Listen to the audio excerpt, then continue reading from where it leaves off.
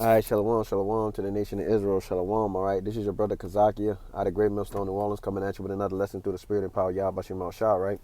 But prior to getting started, we want to give all infinite honor and glory to Yahweh Bashim Yahweh Shah Bashim Harakadash.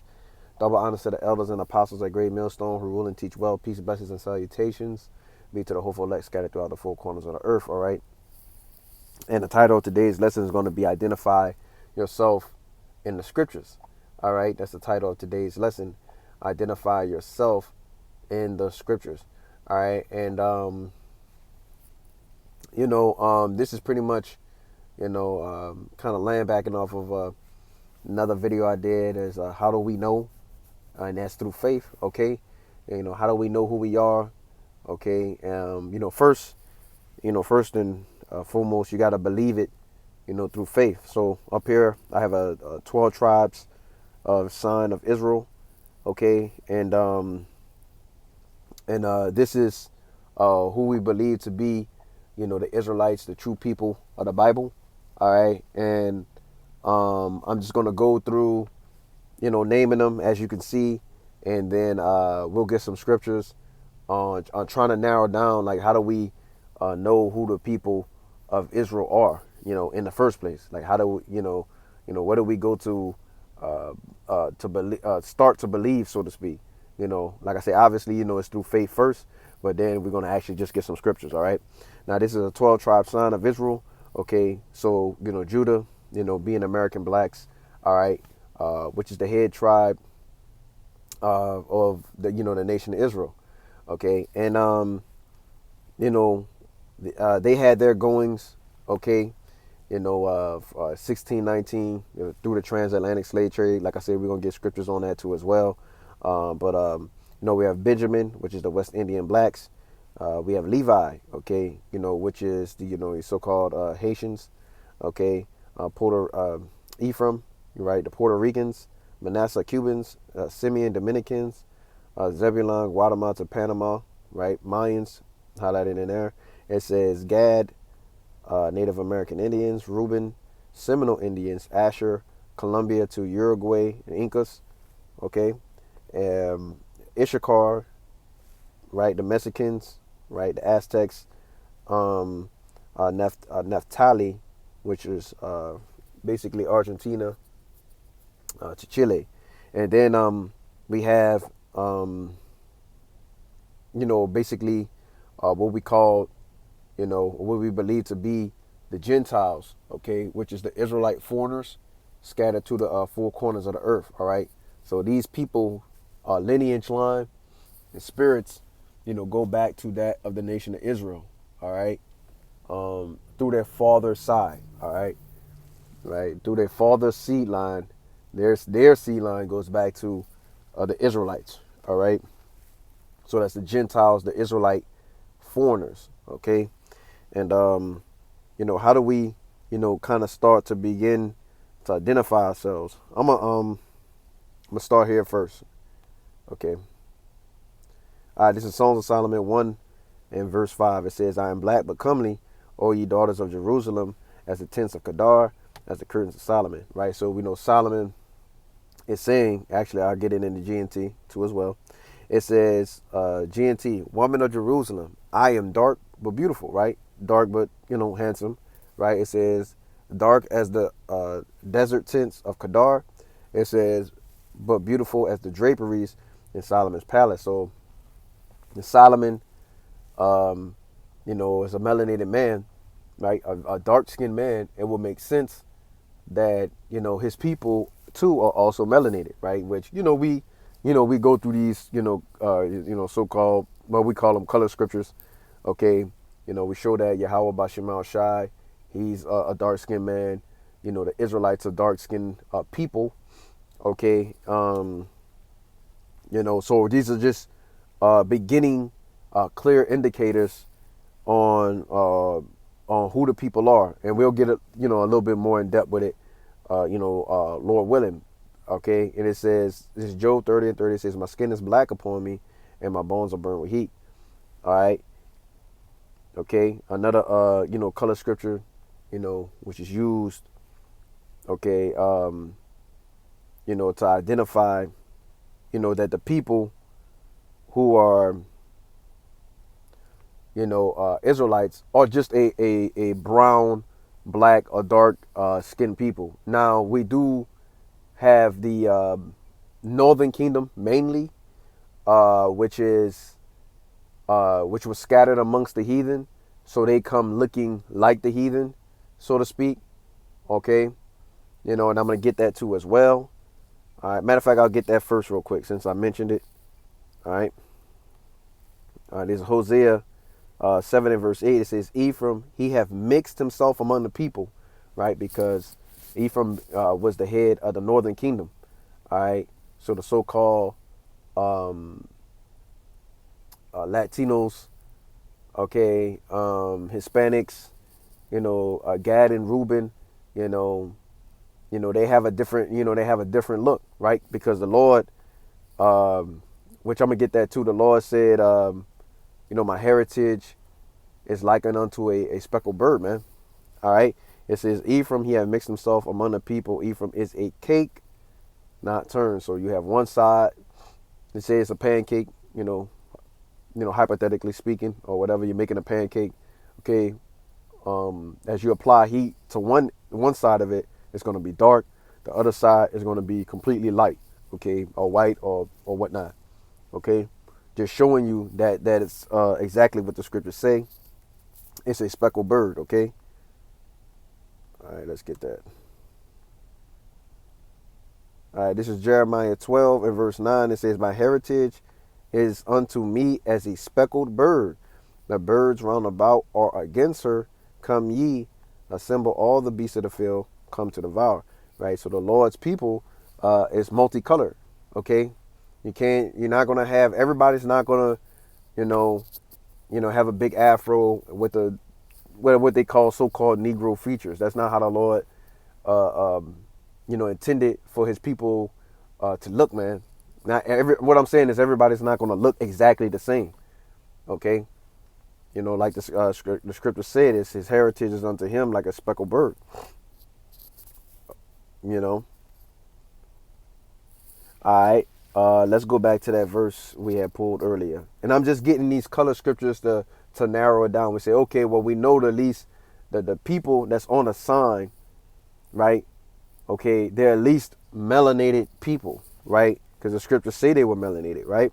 This is Acts 13 and verse 1. It says, now there were in the church that was at Antioch certain prophets and teachers as Barnabas and Simeon, that was called a nigger, and Lucius of Cyrene and Manaen, which had brought up with Herod the tetrarch and Saul. Okay, so Simeon and Barnabas were called what? They were called nigger. It's just plain and very simple, right? And I believe that's a Latin word, translated to Greek. They just add a G, I say Greek, English, I believe, they just add a G to it, right? Which makes it more, I would guess to say, more modernized anyway, right? Where people can relate to it. Because some people say Niger, or whatever, but it's really just, it's just nigger. That's what it is. And it means black, okay? That's what what the word means, okay? So we know that the men, if Solomon, dark skinned, Job, and even in the New Testament, along with Yahushua, which, you're not going to get because I want to get some other scriptures, but are all melanated people, and they're saying that they're black, they're dark skinned, they're being called niggers, so to speak, right? Which is according to the curses, basically a proverb byword, because that's not who they truly are, right? They're just Israelites, okay? Then, okay, we can see how, at least how the sign starts to what? It starts to develop, it starts to make sense, right? Because people see this sign and they'll be like, well, how can you prove this? Or what can you say about this? And how do you go about that? Like I said, we know it first through faith, right? And then we go into the scriptures and able to go in and break it down. Okay. Now I'm going to go and get this here. I'm going to go get this here because we use this, right? We use basically the curses. Deuteronomy 28. Now I'll actually go up real quick. All right.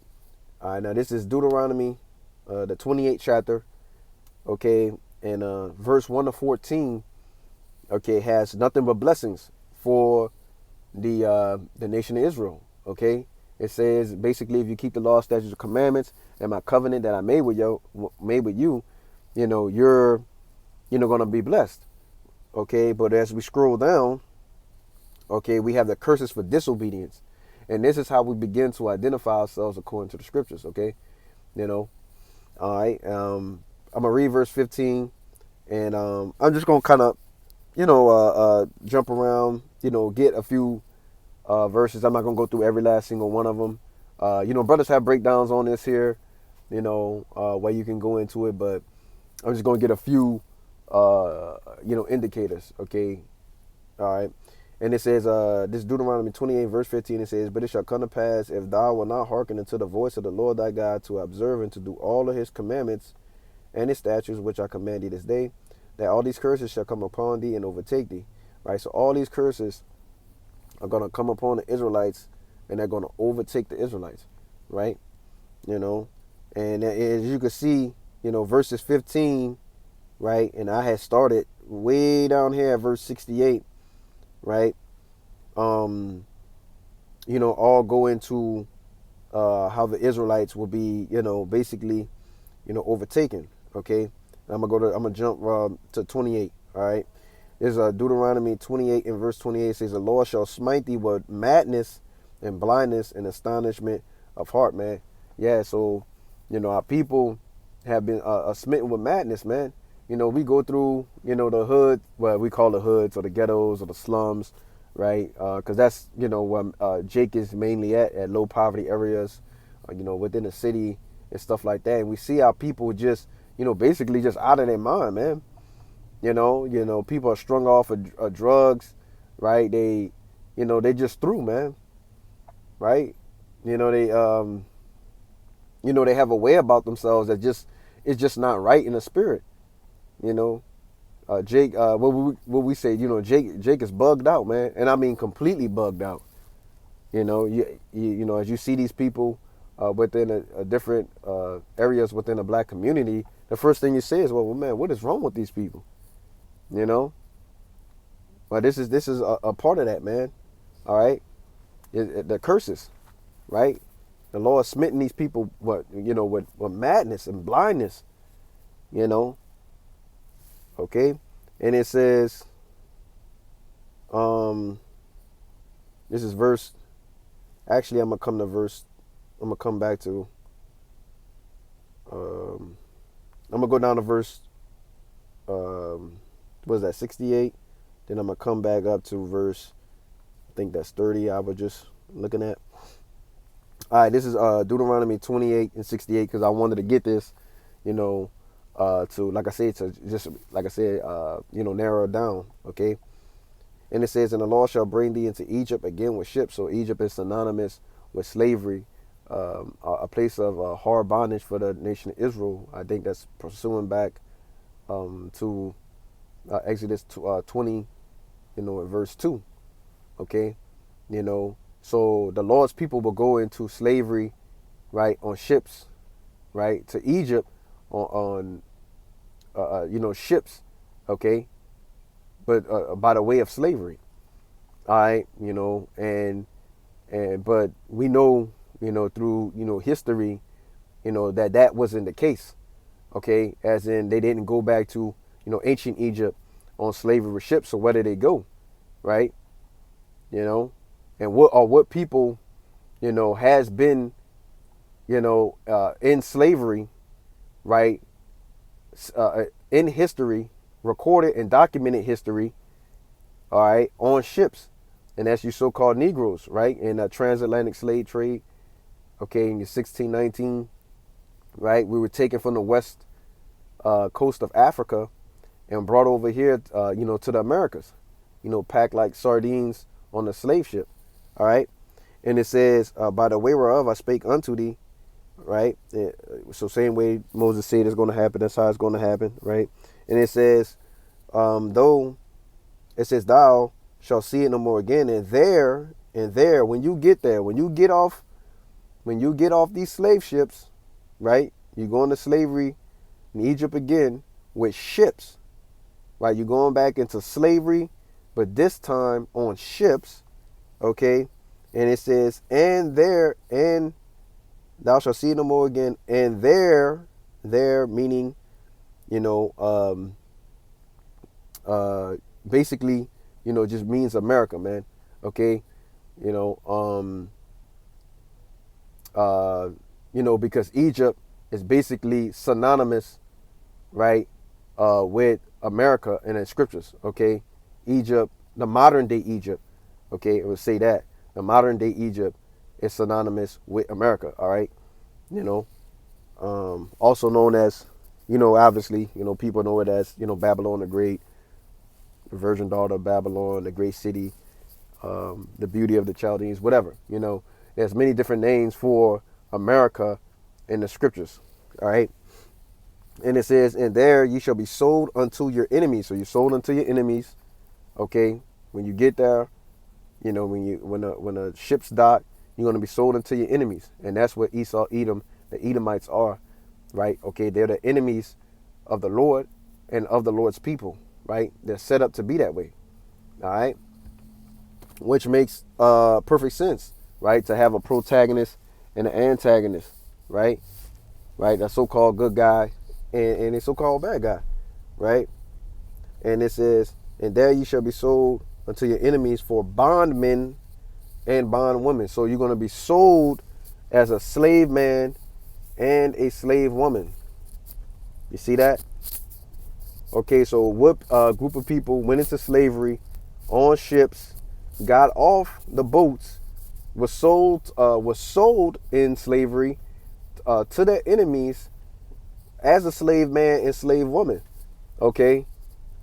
And I mentioned earlier, you know, the transatlantic slave trade, which is, you know, happened roughly around the time of, 1619, you know, 350 years, you know, X amount of time, you know, being a slave, you know, underneath these devils, man, you know. But, you know, we entered into the time frame where that time is almost up. Okay.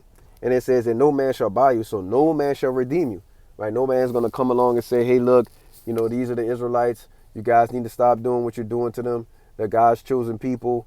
And we're coming to help them out. No, you know what I'm saying? Because when you read Psalms, the 83rd chapter, you find out that the nations are a league, you know, with taking down the Israelites. All right.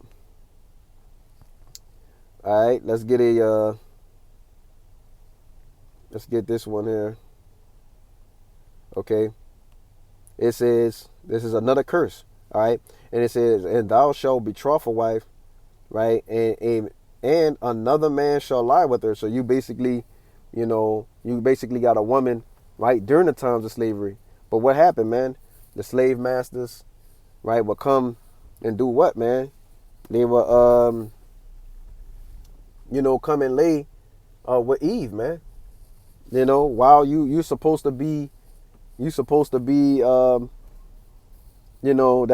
your wife, right? They even have families broken up, you know, families, right? They'll take a family, you know, the mother, the father, right? You know, the two, have them breed, take the children somewhere else, and they'll break up a family, man. You know, the father go somewhere else, the mother, be sold, you know, to another man. You know, just crazy, just wild stuff, man. You know, and it says, thou shalt build an house, and thou shalt not dwell therein. Thou shalt plant a vineyard, and thou shalt not gather the grapes thereof. Okay, you know, and these are the things, you know, that's happening to our people, man. You know, that happened to our people.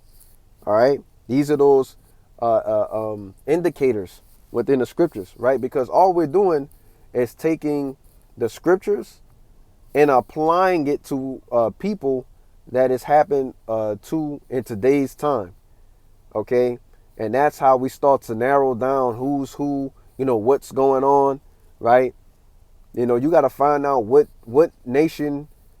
um, what nation you're from, okay?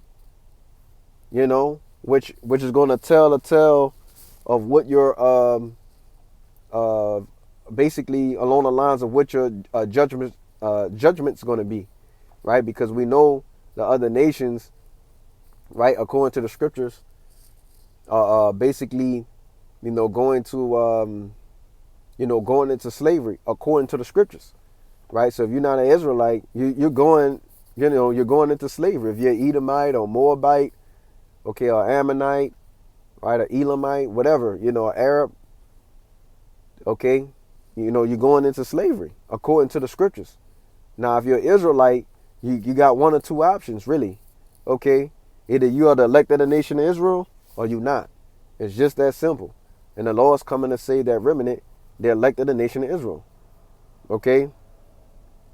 Everybody else is going to be destroyed. They'll have to come back, on the other side, being righteous, okay? Now, let's get this here. See if I go.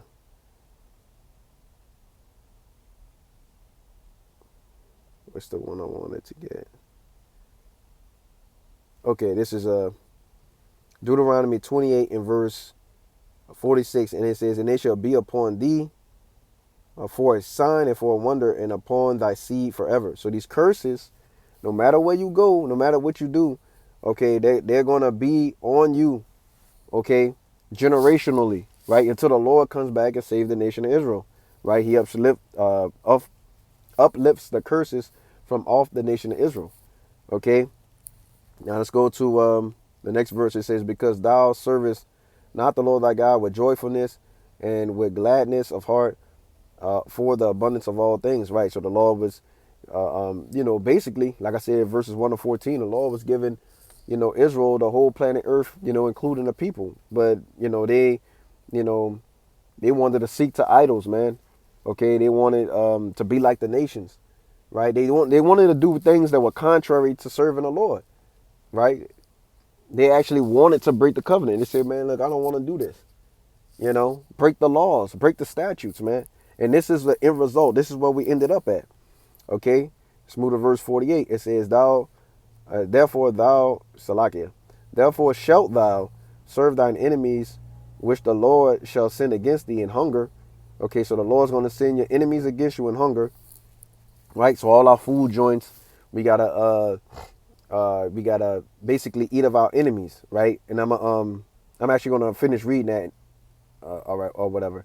It says, "In hunger and in thirst and in nakedness and in want of all things, and he shall put a yoke upon thy neck until he have destroyed thee." So you're gonna have to go to your enemies for hunger, right? So like I said, all the food joints operated for the most part and owned by who? Your enemies, man. You got the Asian food joints. You have halal food joints, so to speak, or maybe like maybe a Mediterranean style within your hood, so to speak. Okay, a Arab food